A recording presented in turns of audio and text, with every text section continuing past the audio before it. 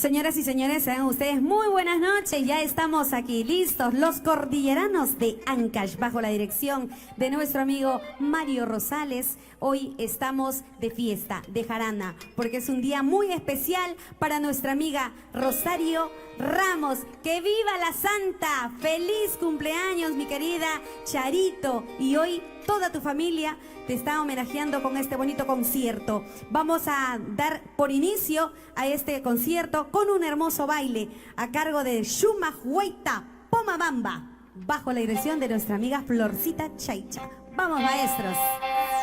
Bienvenidos a esta hora a bailar.